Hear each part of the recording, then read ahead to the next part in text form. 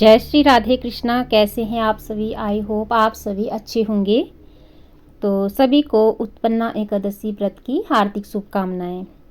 इसी के साथ शुरू करती हूं मैं आज की वीडियो। आज यानी 15 नवंबर को उत्पन्ना एकादशी है। पंचांग के अनुसार हर वर्ष मार्गशीर्ष माह अर्थात अगहन के कृष्ण पक्ष में यह एकादशी पड़ती है। हिंदू धर्म में इस एकादशी को विशेष फलदायी और कल्याणकारी माना गया है। इस दिन भगवान विष्णु के साथ साथ धन समृद्धि की अधिष्ठात्री देवी मां लक्ष्मी की भी विधि विधान से पूजा की जाती है। धार्मिक मान्यता ये है कि उत्पन्ना एकादशी पर व्रत और पूजा के साथ आरती करना भी अत्यंत शुभ फलदायी माना गया है। माना जाता है कि इस दिन की आरती से न सिर्फ शुभ लाभ मिलता है बल्कि पापों से भी मुक्ति मिलती है और जीवन में सुख समृद्धि आती है। ऐसे में आइए पढ़ते हैं और करते हैं आज उत्पन्ना एकादशी की आरती। ओम जय एकादशी जय एकादशी जय एकादशी माता। विष्णु पूजा व्रत को धारण कर सकती मुक्ति पाता। तेरे नाम गिनाऊं देवी भक्ति प्रदान करनी। गण गौरव की देनी माता शास्त्रों में वर्णी। मार्गशीर्ष के कृष्ण पक्ष की उत्पन्ना विश्वतारिणी जन्मी। शुक्ल पक्ष में हुई मोक्षदा मुक्तिदाता बन आई। पौष के कृष्ण पक्ष की सफला नामक है। शुक्ल पक्ष में होए पुत्रदा आनंद अधिक रहे। नाम सट तिला माघ मास में कृष्ण पक्ष आवे। शुक्ल पक्ष में जया कहावे विजय सदा पावे।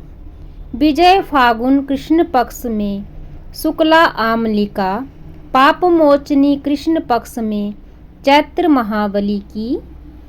चैत्र शुक्ल में नाम कामदा धन देने वाली। नाम बरौथनी कृष्ण पक्ष में बैसाख माहवाली। शुक्ल पक्ष में होए मोहिनी अपरा ज्येष्ठ कृष्ण पक्षी। नाम निर्जला सब सुख करनी।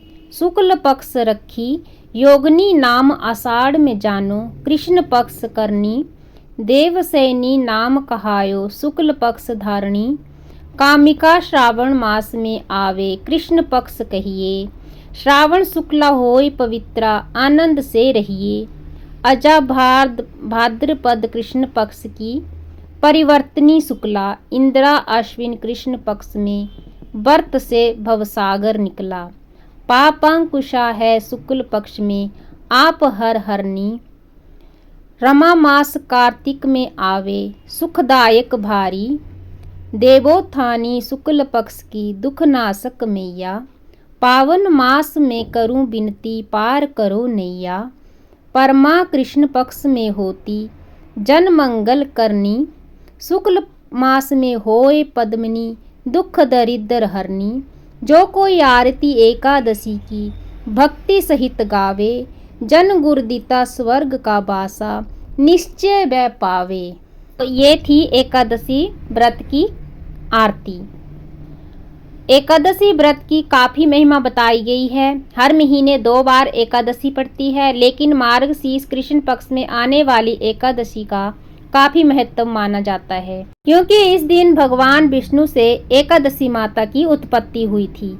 एकादशी व्रतों का प्रारंभ भी इसी एकादशी से किया जाता है। माना जाता है कि भगवान विष्णु ने मुर नामक राक्षस का वध भी इसी दिन किया था। इस दिन व्रत रख लोग भगवान विष्णु और माता एकादशी की पूजा अर्चना करते हैं। आइए सुनते हैं अब उत्पन्ना एकादशी की कथा। सतयुग में मुर नामक का दैत्य उत्पन्न हुआ। वह बड़ा बलवान और भयानक था। उस प्रचंड दैत्य ने इंद्र आदित्य वसु वायु अग्नि आदि सभी देवताओं को पराजित करके भगा दिया। तब इंद्र सहित सभी देवताओं ने भयभीत होकर भगवान शिव से सारा वृतांत कहा और बोले, कैलाशपति मुर दैत्य से भयभीत होकर सब देवता मृत्युलोक में फिर रहे हैं। तब भगवान शिव ने कहा, हे देवताओं, तीनों लोकों के स्वामी भक्तों के दुखों का नाश करने वाले भगवान विष्णु की शरण में जाओ। वे ही तुम्हारे दुखों को दूर कर सकते हैं। शिवजी के ऐसे वचन सुनकर सभी देवता क्षीर सागर में पहुंचे और कहा कि हे मधुसूदन, आप हमारी रक्षा करें। कहा कि हे भगवान, दैत्यों ने हमको जीत कर स्वर्ग से निकाल दिया है। आप उन दैत्यों से हम सबकी रक्षा करें।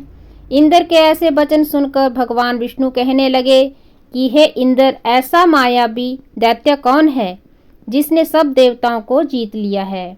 उसका नाम क्या है? उसमें कितना बल है और किसके आश्रय में है तथा उसका स्थान कहाँ है?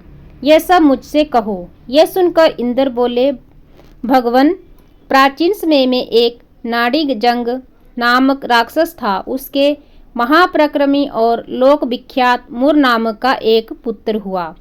उसकी चंद्रावती नाम की नगरी है। उसी ने सब देवताओं को स्वर्ग से निकालकर वहां अपना अधिकार जमा लिया है। उसने इंद्र, अग्नि, वरुण, यम, वायु, ईश, चंद्रमा, नैऋत्य आदि सबके स्थान पर अधिकार कर लिया है। सूर्य बनकर स्वयं ही प्रकाश करता है, स्वयं ही मेघ बन बैठता है और सबसे अजय है।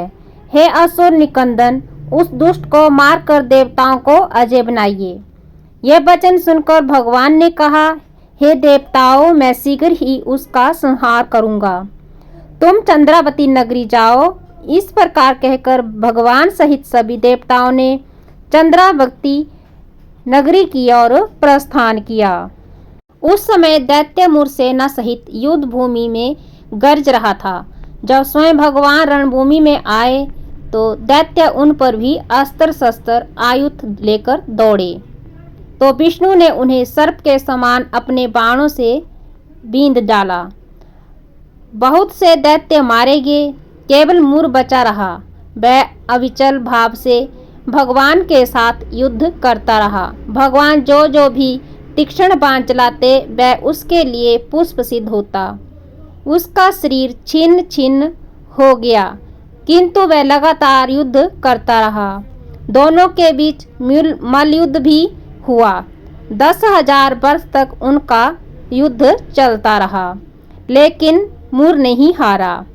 थक कर भगवान बद्री का आश्रम चले गए। वहाँ हेमवती नामक सुंदर गुफा थी। उसमें विश्राम करने के लिए भगवान उसके अंदर प्रवेश कर गए। यह गुफा 12 योजन लंबी और उसका एक ही द्वार था। विष्णु भगवान वहाँ योग निद्रा की गोद में सो गए। मुर भी पीछे पीछे आ गया और भगवान को सोया देखकर मारने को उद्यत हुआ। तभी भगवान के शरीर से उज्जवल कांतिमय रूप वाली देवी प्रकट हुई। देवी ने राक्षस मुर को ललकारा, युद्ध किया और उसे तत्काल मौत के घाट उतार दिया। श्री हरि जब योग निद्रा की गोद से उठे तो सब बातों को जानकर उस देवी से कहा कि आपका जन्म एकादशी के दिन हुआ है, अतः आप उत्पन्ना एकादशी के नाम से पूजित होंगी। आपके भक्त वही होंगे जो मेरे भक्त होंगे। तो ये थी उत्पन्ना एकादशी की कथा। इसी के साथ इस वीडियो को मैं संपन्न करती हूँ और अगर आपको मेरी वीडियो अच्छी लगी तो लाइक, कमेंट और शेयर करें।